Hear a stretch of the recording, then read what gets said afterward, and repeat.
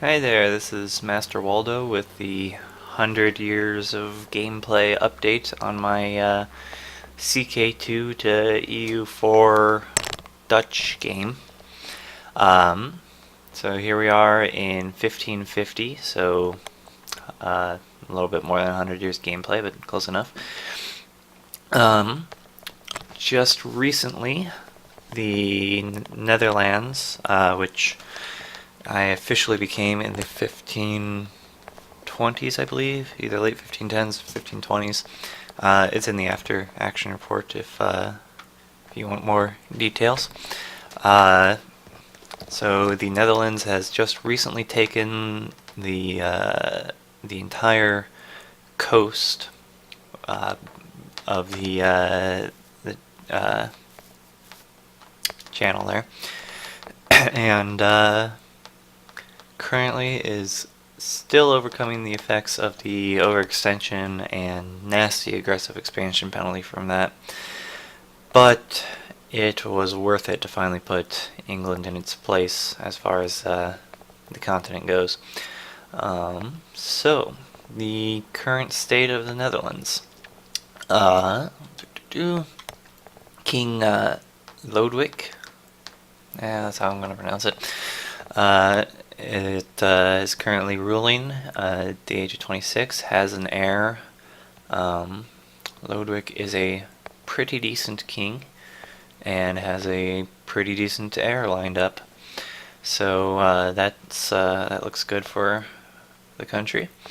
Got okay numbers for my monarch powers. Diplomatically, the Netherlands is generally disliked. It definitely doesn't help. The recent war against England has caused a bit of a coalition to start going. Relations, Ireland is a vassal. Asturias is a vassal. Portugal is an ally. And Scotland is a lesser partner that is being integrated. So when that happens, Scotland plus their Italian territories here will become part of the Netherlands proper. So that will be a nice boost to the territory. Economically, the Netherlands is doing pretty well for itself. It's making about 8.5 gold a month at full army maintenance. Still putting down revolts and whatnot, so I have that turned up. If that was dropped down, it'd be up to 20 gold a month, which is not too shabby. Trade, about a third of the income comes from trade. Currently shuffling trade all the way down from the Marnician coast. I don't know if I pronounced that right. Up through Seville and Bordeaux into Antwerp. I think I'm also trying to shuffle it from London. Also going from Frankfurt at the moment. I'm pretty sure I switched to Gold Coast. So, well, here you can see the Netherlands colonial beginnings of the colonial empire. Got a bit of the coast there, Gold Coast there. Eventually we'll be expanding down into South Africa. Technologically, the Netherlands is pretty on par with its neighbors. Yeah, nothing too fancy there. Let's see, 12, 11, 11. Yeah. Ideas, I've finished off trade ideas. Picked quality ideas, not sure if that was a good choice, but hey. And working through exploration ideas now. Got Quest for the New World. Castile and Portugal, actually, I believe, have been leading the exploration of the New World, which isn't entirely surprising. Got my Dutch ideas, inflation reduction, extra merchant, extra production efficiency, further, I believe cheaper, if I wanted to manually reduce inflation, it'd be cheaper. Current objective is to colonize South Africa. That's why I said I'd be getting down there pretty soon. Get a bit overextended because of the taking the coast away from England there. But I am working on coring all that. Looks like about within 5 years it'll all be there. Managed to get +3 stability, so that's a good thing. Religiously, the Netherlands is the Curia controller. Has been for several years now. And I'm trying to use that to convert the last couple heretic provinces to Catholicism. Yeah, reform's pretty high, so the Protestant movement should be happening pretty soon. Has not happened yet. Militarily, I can field an army of 69 divisions, I guess. Yeah, Navy. The Navy always suffers when I go to war with England.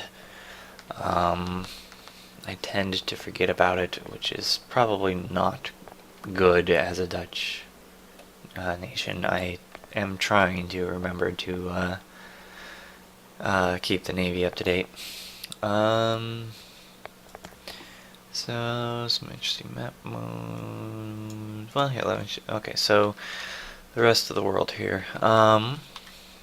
So the Isles, as you can see, are turn off Fog of War just so you. Okay. Oh yes. So the British Isles are largely dominated by my allies / subjects. Scotland, of course, will be integrated eventually, and Ireland is a vassal, and of course I plan on diplo-annexing them sooner or later. In my region here, France is still just kind of hanging out. They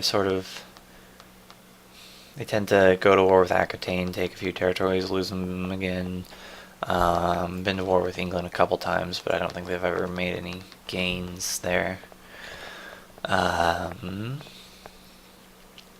Castile is just kind of there. Aquitaine has been pushing into Spain a bit, it looks like, and otherwise just kind of hanging out. There's not really a dominant power in Spain. It had been Aragon until recently. They have faced some coalitions and lost a lot of land to Toledo here. Portugal is kind of starting to rise, but it looks like they might be at war with Aquitaine at the moment. Italy is primarily controlled by Scotland, and Aquitaine in the south, with a few other states here and there. Bavaria is the dominant power in Central Europe, with several other Germanic states just kind of hanging out. Over here in Eastern Europe, Byzantium has been growing recently, mostly at Turkestan's expense. Pest and Ungvar, which are actually two of the other remaining Catholic powers. Pest, interestingly, being culturally primarily Dutch, probably due to the crusade that I fought for it in Crusader Kings. Could be an ally, a potential ally there. In Russia, there isn't really a clear frontrunner. Sarkel is fairly large, but being Mongolian culture, I'm not sure if they can create Russia. In fact, I don't think there is. Oh, there's a little bit of Russian culture. So potentially Russia could rise, but doesn't look like it'll be happening anytime soon. Sweden dominates Scandinavia there. They gobbled up Norway pretty quickly. I think they've been making gains against Karelin recently. Okay.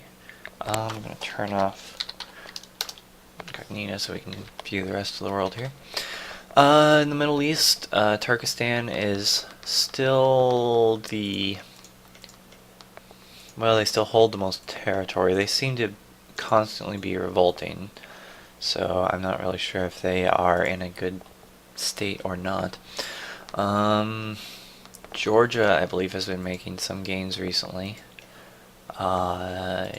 Egypt and Iraq are kind of hanging out. A few other smaller countries. Over here in Africa, you mostly have the Abadids in the north, Mali in north central, I guess, Saharan area, I guess would be what that is. A few other nations, the Congo, just kind of hanging out. Interestingly enough, the Congo is Catholic. I do not know why that is. I don't know anything of the history of this area, so if that is historically accurate, I have no idea. I kind of doubt it, but so the Izzadines control the majority of the eastern coast. Have not had much contact with Africa or the Middle East as a whole, really. So in Central Asia and the Orient, the Timurids are kind of hanging out. Looks like they've moved up against Siberia. Looks like I can ever Vijayanagar. Anyway, looks like they're sort of the front runner for a potential unified India. Although, well, pretenders, zealots, interesting. Okay. Nepal and Bengal there. China, looks like we got the Manchu in the north and the Ming in the south. With a interesting looking Korea. Japan, are you shogunate still? Empire. Haven't actually done much with Japan before, so I don't know what that means, if that is a unified Japan or not. And then Brunei, Australia is just kind of hanging out there, nothing interesting there. And then over in the Americas, so I did have Sunset Invasion on when I converted, so that is why you see a very powerful Aztec and Inca and an Incan Pacific Coast. That's interesting. The Iroquois and Shawnee are just kind of hanging out. The Maya have been left into the Caribbean there. Portugal has a bit of an empire, or a colonial empire that's trying to get going. And Castile is the predominant colonial power in North America. So anything else interesting here? Religion. So in my last video, I believe I had added the various heresies as actual religions. One of the patches reverted those changes, and I have not had time to go back and remember what I did. So all the heresies have kind of just been grouped together as no religion. So take that as you will.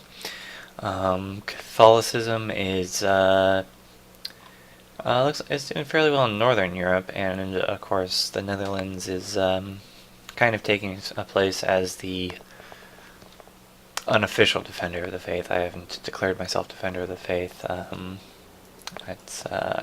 don't like that technology penalty. Yeah, I guess the rest is not bad. Anyway, the Tengri dominate Russia, or the Russian area there. Sunni and Shiite Islam are there. Starting to get a little bit of spread of Catholicism due to colonialism. The Aztec and Inca have their own religion thanks to Sunset Invasion. And then you have the Hindu and Buddhism and Confucian and Shinto over here in Asia. Okay, and again, the Protestant Reformation has not happened yet. I will say I've played up to about 1580, and it does happen. I won't say where, you'll just have to read to find out. So the Empire is, as it stands, Aragon is currently the Emperor, although they've been waning in power recently, so that could change. A few reforms have been made. Trade. Antwerp is among the richest trade nodes. Lübeck is doing pretty well. Frankfurt's right up there. Bordeaux is actually a little bit more valuable. Oh wow, haven't looked at that. Venice is quite a good node there. Again, though, with the colonial powers beginning to grow, the trade dynamics could begin changing pretty soon. Yes, so here's the opinion map of the Netherlands. Again, I just came out of a war against England where I took quite a bit more than the war goal, so aggressive expansion is kind of working against me at the moment. But to be honest, it's never really been much better. The Netherlands just is not particularly well liked for some reason. So the papacy, again, I'm in control of it at the moment. Got a couple of really old cardinals, but several cardinals, and have a good amount of papal influence that I've been able to keep the Curia for a while. Let's look at the ledger quick. So, what's the most? Okay, so Netherlands is right up there in the most technologically advanced. Oh my. Wow, they're wealthy. Holy cow.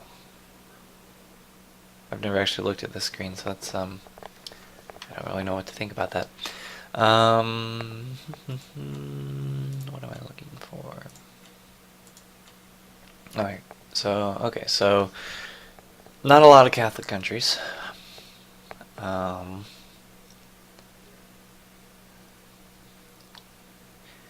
can see that list there. Orthodoxy has been pretty much destroyed. So yeah, but Tengri have a good showing. So currently most of the world is Muslim, with a strong second chunk of the Eastern religions. Shinto, I guess we include that. I almost forgot that. Mouse was freaking out there. Okay, province, number of provinces. Is Dutch orange in there? I don't think that's me. That's probably me right there. Okay. Yeah, a few colonies. So that's by list of rulers I've had, buildings. Okay, I don't think there's anything else particularly interesting here. Well, maybe armies. So who can hold? The Aztec have the biggest army, or biggest possible army. Netherlands is third there, with a nice chunk of manpower, or a fielded army, I mean, and respectable manpower. I mean, not you gotta have a few front runners there, but pretty on par with the rest of the field. Yeah, my navy's not really worth looking at the moment.